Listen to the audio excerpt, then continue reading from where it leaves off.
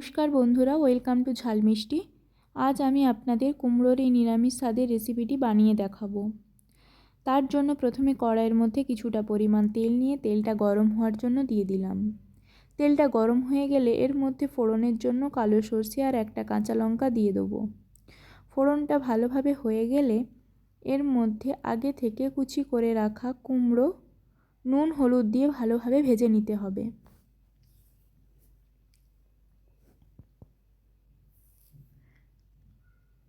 ভালোভাবে কুমড়োটা ভাজা হয়ে গেছে। এর মধ্যে আগে থেকে বেটে রাখা সাদা সর্ষে দিয়ে কুমড়োর সাথে ভালো করে মিশিয়ে নিয়ে কষাতে হবে।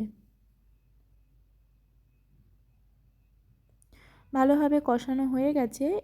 এরপর অল্প পরিমাণ জল দিয়ে মিশিয়ে নিলাম।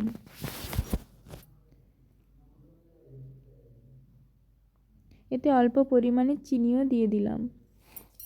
দিয়ে চাপা দিয়ে 2 মিনিটের জন্য রেখে দেবো, যাতে কুমড়োটা ভালোভাবে নরম হয়ে যায় এবং জলটাও মাখা মাখা হয়ে আসে কুমড়োর সাথে। দেখুন আমার এখানে ভালোভাবে জলটা শুকিয়েও গিয়েছে আর কুমড়োটা সেদ্ধও হয়ে গেছে।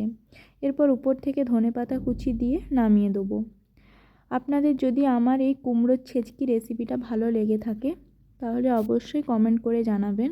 আর আপনি যদি আমার চ্যানেলে নতুন হয়ে থাকেন তাহলে চ্যানেলটি সাবস্ক্রাইব করার অনুরোধ রইল।